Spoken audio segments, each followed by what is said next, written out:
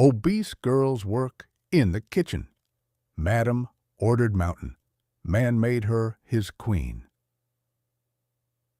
Obese girls work in the kitchen, Madame Lorraine announced, her bracelets chiming like tiny bells on a gallows.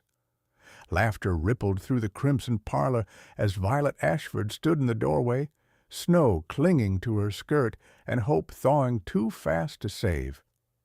"You may scrub pans, you may boil bones for broth," the madam went on, voice smooth as spilled oil, "but you will not be seen upstairs. My gentlemen don't pay to look at disappointment."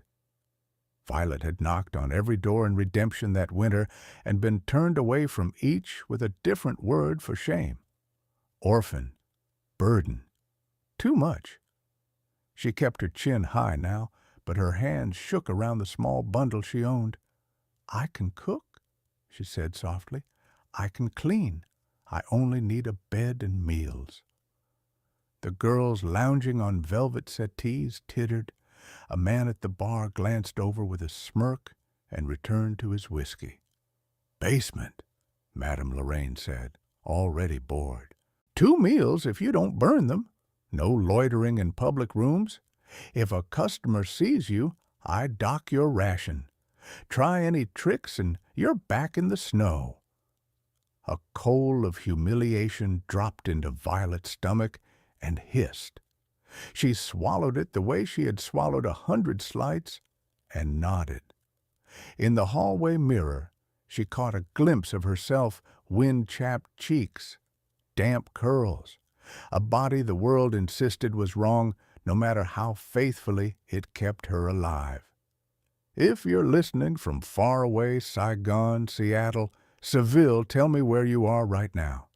Because you know this voice, don't you? The one that says you should be hidden to be tolerated.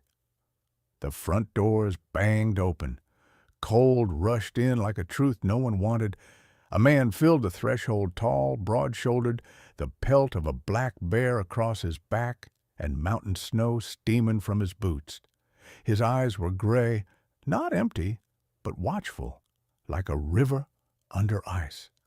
"Nathaniel Ironheart," Madam purred, already gliding forward. "You picked the right house, darling. I've got a bouquet upstairs." "I didn't come for flowers," he said.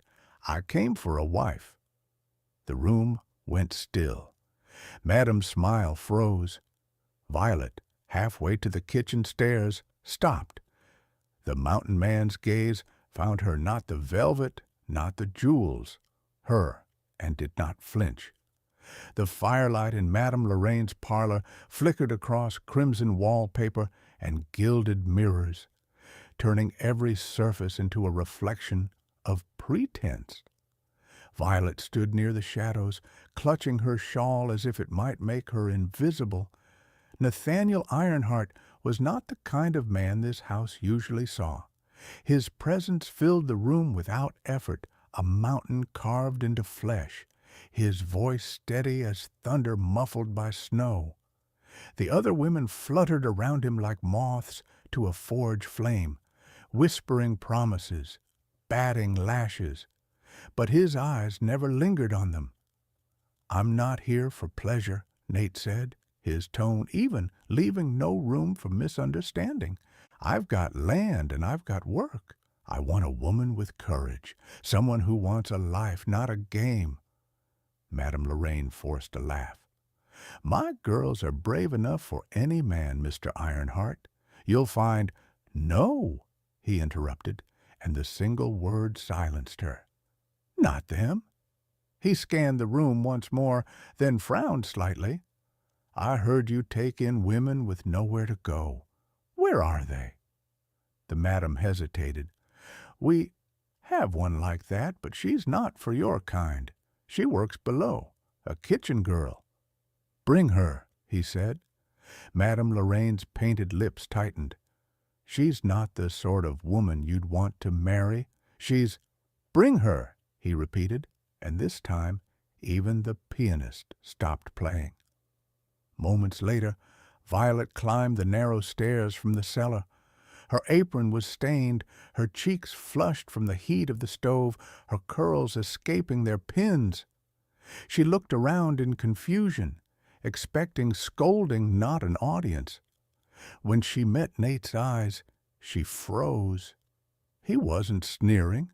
He wasn't measuring her. He was simply seeing her, and that alone was enough to make her tremble.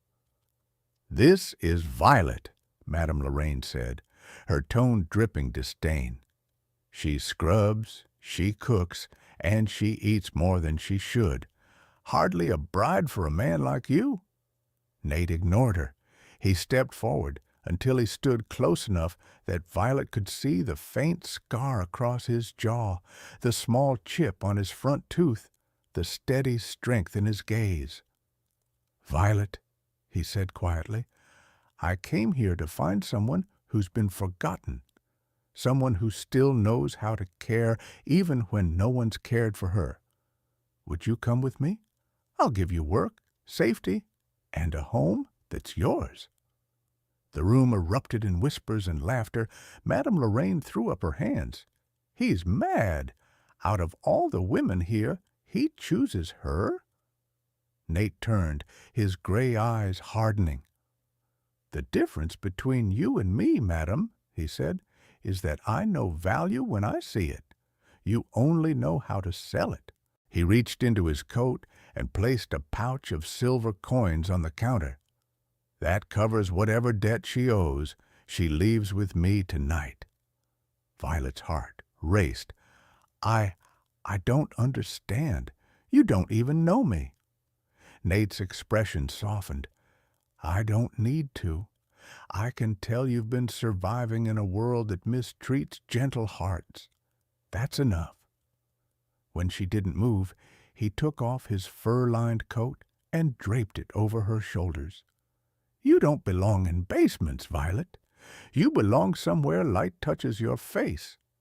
Madame Lorraine glared, her voice sharp as a whip. "You'll regret this, Mr. Ironheart.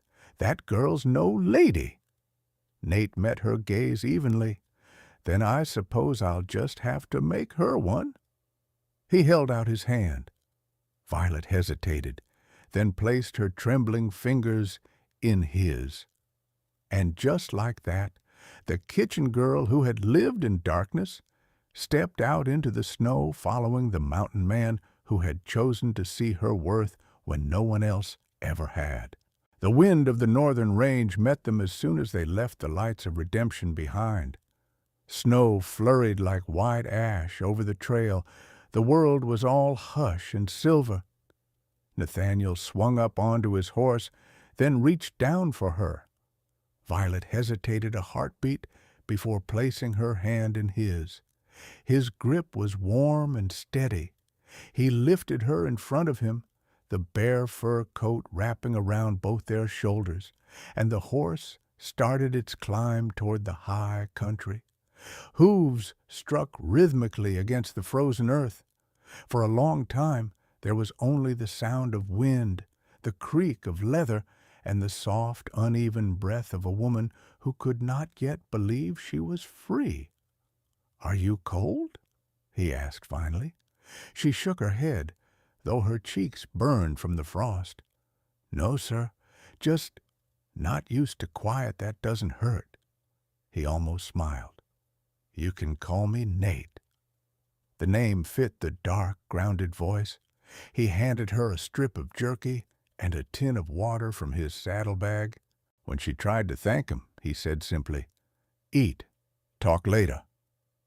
They rode until night pressed down, thick and blue. At the edge of the forest, he stopped beside a frozen creek. "We camp here." Violet climbed down clumsily, her boots sinking into the snow. While she gathered wood, Nate struck flint, coaxing a spark into flame. Soon the fire bloomed between them, its heat painting color back into her face. He poured her coffee from a blackened pot, then ladled venison stew from a tin kettle. The smell alone nearly made her weep. "You cooked this?" she asked, incredulous. "I live alone," he said. "You learn to feed yourself or starve." They ate in silence, the kind that felt like rest, not tension. When she caught him watching her, not judging, just watching, she dropped her gaze quickly. "Why did you really take me from there?" she asked at last. "You don't owe me anything." Nate stirred the fire with a stick. Sparks drifted upward. "I know what it's like to be treated like a body instead of a soul. My mother was native, my father was white. Neither side wanted us. The world only taught me how to fight back. You," he looked at her again, "you still know how to hope. That's rarer than gold." The words hung in the air like the warmth of the flames, unexpected, dangerous in their kindness. Later, as they prepared to sleep, he built a small shelter of pine branches and laid his coat over it. "You take this," he said. "I'll keep watch." Violet protested. "But you'll freeze." "I've survived worse," he answered. Then, softer, "Sleep, Violet. You're safe tonight." She lay listening to the fire crackle, to the steady rhythm of his footsteps just beyond the circle of light.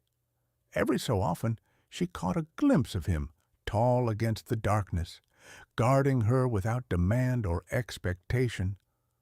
When dawn broke over the ridge, the frost glittered like glass across the valley. Nate handed her a steaming cup of coffee. "My cabin's a day's ride from here," he said. "High ground, plenty of warmth. You'll have a roof and your own room. No one will ever send you to a basement again." Violet wrapped her hands around the cup. For the first time since she could remember, she didn't flinch at the future. "Then let's go," she said quietly. Nate nodded once, mounted his horse, and reached for her hand again.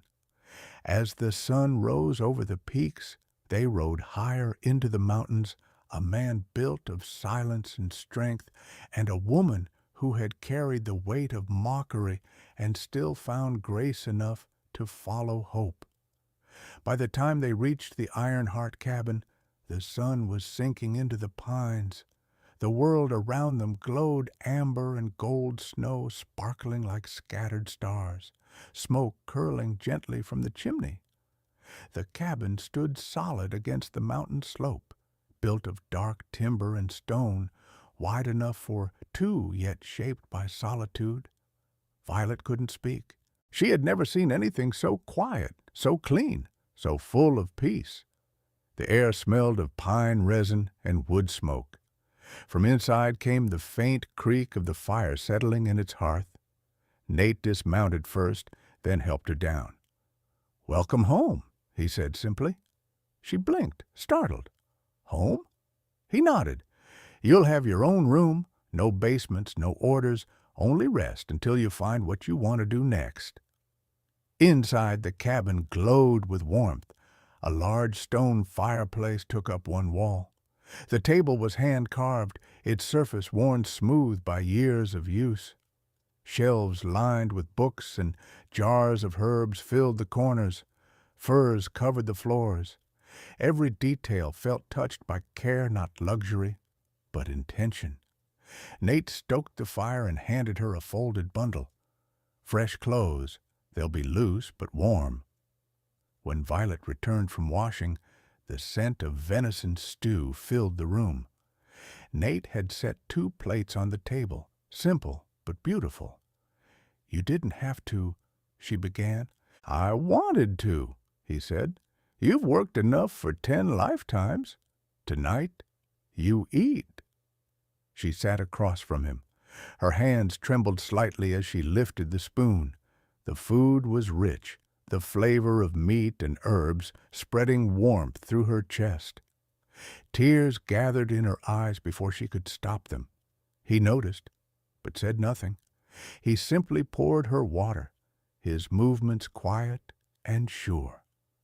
After supper, she wandered the room, tracing her fingers over the rough wood walls, the framed sketch of a mountain ridge, the rifle resting above the hearth. "Did you build all this yourself?" she asked. Nate nodded. Mostly. My father started it before he died. I finished it. I've lived here ever since. The mountain's all I need." Violet looked around again, then smiled faintly. "Maybe it's all I need, too." He looked at her, really looked, and something in his eyes softened. Days passed. Snow fell thick, blanketing the world outside. Life settled into rhythm. Nate cut firewood and worked the forge behind the cabin. Violet helped where she could, sweeping, mending, humming softly as she cooked. But every time she tried to overwork herself, Nate would shake his head.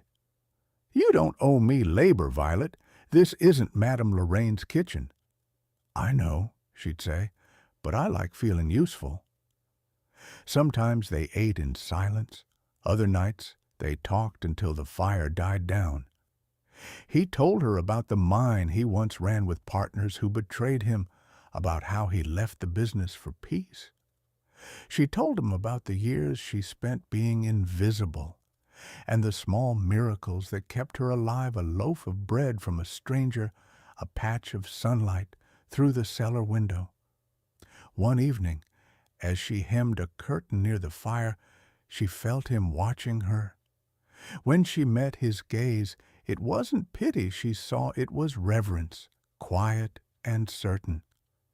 "You look different," he said. She blinked. "Different?" "Lighter," he said simply, "as if you finally believe the world owes you more than cruelty."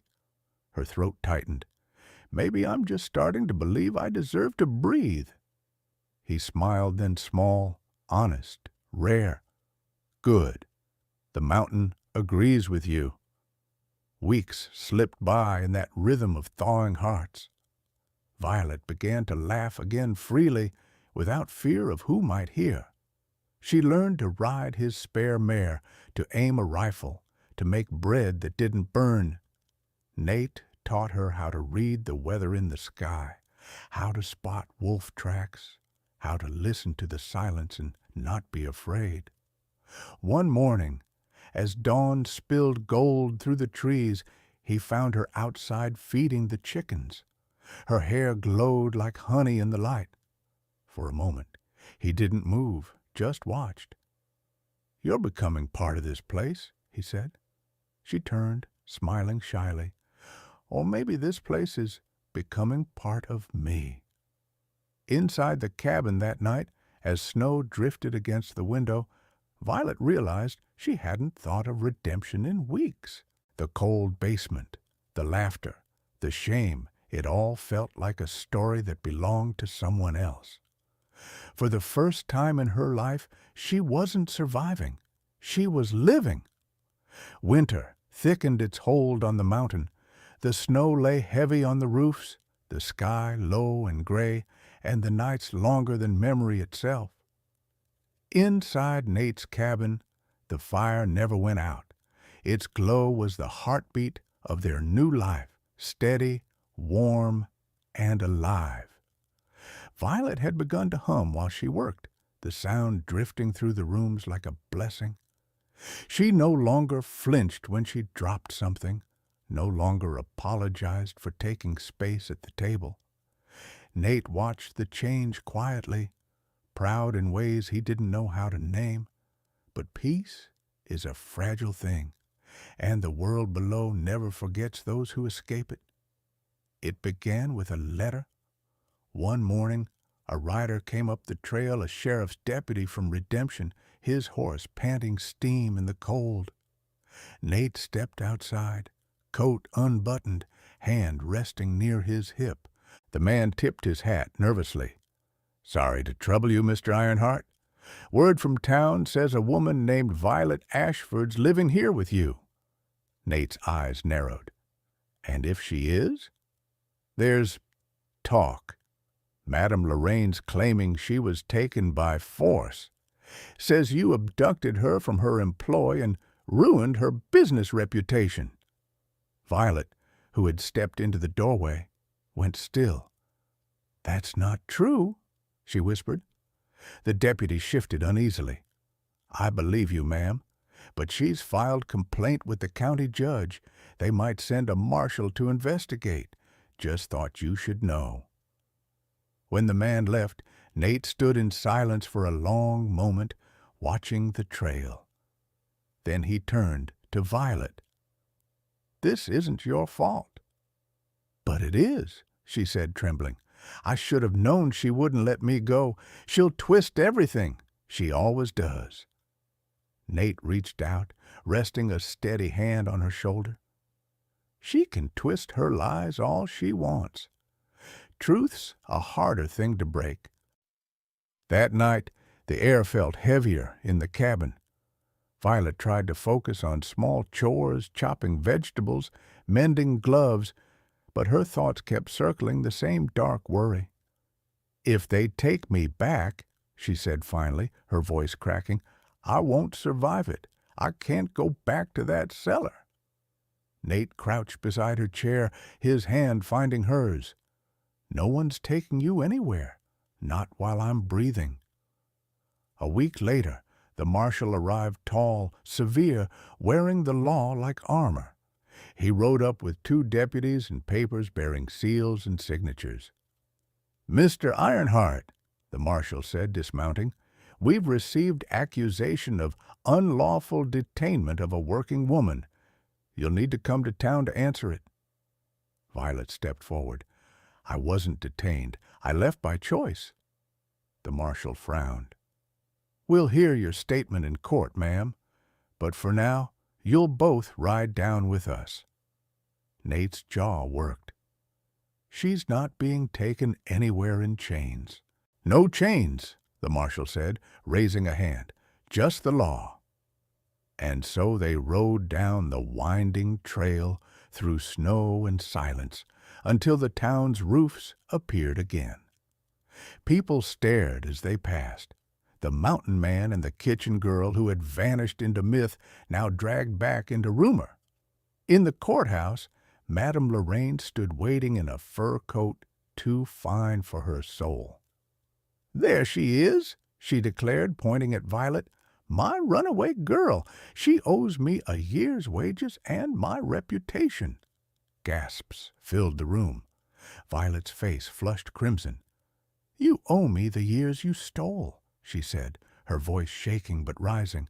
"The basement, the hunger, the cruelty." Madame Lorraine laughed. "Who will believe the word of a fat kitchen maid over mine?" "I will," Nate said. His voice rolled through the room like thunder. He handed the judge a folded paper, Violet's signed contract, soaked and crumpled from the night he took her away, now marked "paid in full" and stamped by the redemption notary. "She's a free woman. She owes you nothing." The judge examined the document, then looked up, frowning at Madame Lorraine. "This settles it. There's no case." Madame Lorraine's face twisted, her painted lips trembling. "You think this is over?" she hissed. "You can't wash away what she was." Nate stepped closer, his presence towering. "No, madam, but she's washed the dirt off herself. You just can't stand to see her clean." The gavel struck once. Case dismissed. Outside, the crowd parted for them in silence. Snow began to fall again, soft, endless, forgiving. Violet turned to Nate, her eyes wet with relief. "It's over?" He nodded. "It's over." Then, more quietly, "Unless you want to go back there to burn it all down." She gave a small, trembling laugh. "No, I'd rather build something instead." And with that, the kitchen girl and the mountain man turned their horses toward the ridge again, leaving redemption behind for good. The climb back into the high country was slow and wordless. Violet leaned into the rhythm of the horse beneath her and tried to let the cold strip the courthouse from her mind. But pride has a way of fermenting into vengeance, and Madame Lorraine's pride was sharper than hunger. They were halfway up the frozen pass when Nate noticed the smoke not from his chimney, but black and wild, rising too fast from the trees ahead. He spurred his horse forward. "Stay behind me," he said. By the time they broke through the clearing, the sight hit like a fist. Flames licked at the corner of his barn. Two riders in town coats circled the yard, one with a torch, the other rifling through the porch chest. Between them, Madame Lorraine stood in her fur, her face pale with fury and triumph. "So this is your palace," she called, voice shrill over the crackle. "You thought you could steal from me, parade her like some kind of lady?" Nate swung down from his horse. "Put out the fire," he said evenly. "Now." The taller of the hired men sneered. "You don't give orders, mountain trash." He lifted his gun. The shot split the air before the man finished speaking. Nate's bullet knocked the torch from his hand and sent him sprawling into the snow. The second man dropped his weapon instantly. Lorraine gasped, stumbling back. "Enough games," Nate said, his voice low and steady. "You've had your chance to live honest. Leave this mountain, or I'll have the sheriff send you down in irons." But the woman wasn't listening. She pointed at Violet, shaking. You think you're better than me now? You're still the same—" "Stop," Violet said, her voice cutting through the wind.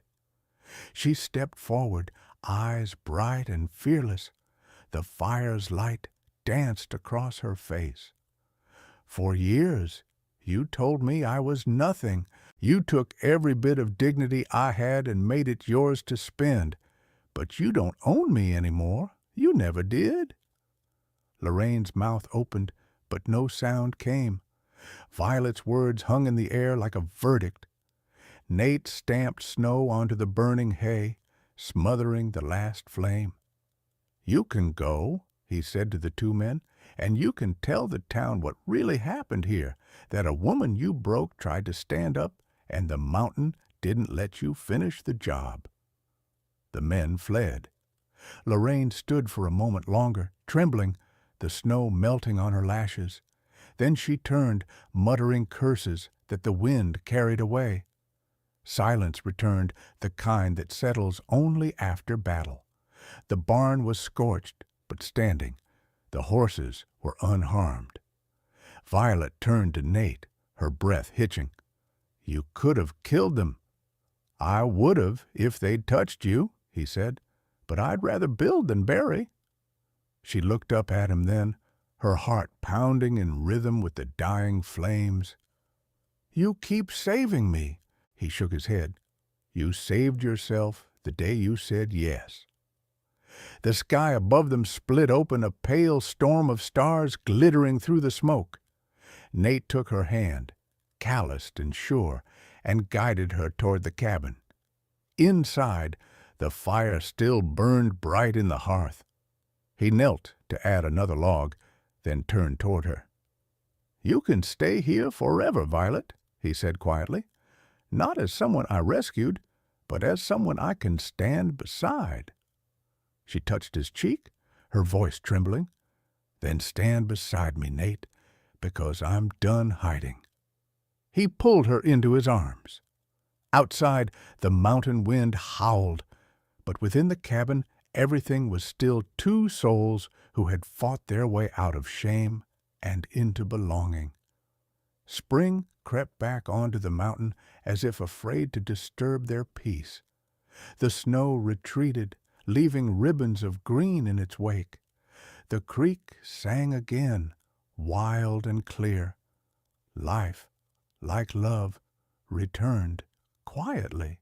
The Ironheart cabin bore the marks of what had happened: a few charred beams, a patch of scorched earth, but it stood strong, rebuilt by steady hands and unspoken promises.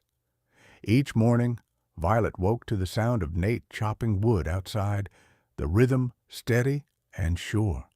Each evening, they sat by the fire together, the silence between them soft and easy. The world below had already begun to talk stories spreading like wildfire. Some said the mountain man had taken a kitchen maid and turned her into a lady. Others whispered that she'd bewitched him with her tears. But Violet had stopped caring what the world thought, because the truth was simpler, quieter, and infinitely stronger. One night, she stood on the porch, the valley spread out beneath her like an ocean of stars. Nate joined her, setting a blanket around her shoulders. "Can't sleep?" he asked. She shook her head, smiling faintly. "Sometimes I still think I'll wake up back there, in the basement." He stepped behind her, wrapping his arms around her waist. "You won't?" he said softly. "Not while I'm here." Violet leaned into him, feeling the solid warmth of his chest against her back, the slow rise and fall of his breath. The scent of pine and smoke filled the air. "You know," she murmured, "Madame Lorraine once told me girls like me belonged in kitchens, that we were meant to serve, not be seen." Nate's voice rumbled low against her ear. Then she never knew what it meant to have a queen. She turned in his arms, her eyes glimmering with the reflection of the firelight from inside. "Queen," she repeated softly, almost disbelieving. He brushed his thumb along her jaw. "You rule this place, Violet. Every meal, every laugh, every bit of peace I've got, it's because of you. You don't need a crown. You already wear one in your heart." Her throat tightened. "And you, Nathaniel Ironheart," she whispered, "are the first man who's ever made me feel like I'm more than enough." He smiled that small, rare, unguarded smile that always broke through the storm of his stoicism, and kissed her, slow and certain. The wind carried the sound of the creek below, the soft rustle of pines, and the faint hum of life beginning again. Later, as the firelight flickered behind them, Nate murmured, "You're safe here, Violet." She looked up at him, eyes shining. "It feels like home." He nodded. "That's because it is if you'll have it." Her answer was a whisper against his chest. "Always." And as the night wrapped itself around the mountain, the cabin glowed with warmth, two figures inside, side by side, the world finally quiet enough to let love speak. Every mountain holds a story, and every story begins with someone the world tried to bury. Violet Ashford was told she belonged in kitchens, in basements, in silence, but she climbed out of all of them. She found a place where no one measured her worth by how she looked, but by how she loved. Maybe that's why this tale found you tonight, because somewhere in it you recognize a piece of yourself, the part that's been laughed at, overlooked, or told you're too much. Listen carefully. You are not too much. You are exactly enough for the heart that's meant to find you. When Nathaniel Ironheart wrapped his coat around Violet, it wasn't just to keep her warm, it was a promise that the right love doesn't shrink you, it shelters you. It doesn't demand perfection, it honors your truth. So wherever you're listening from, maybe in Hanoi, Berlin, Manila, or the quiet corner of your own kitchen, tell me in the comments, where in the world are you hearing this story? Because stories like this remind us that no matter how far apart we are, we're bound by the same hope that kindness can change a life, and love can rewrite what the world once called unworthy. If you still believe that, stay close, because the next story, the next redemption, the next mountain, the next impossible love is for you.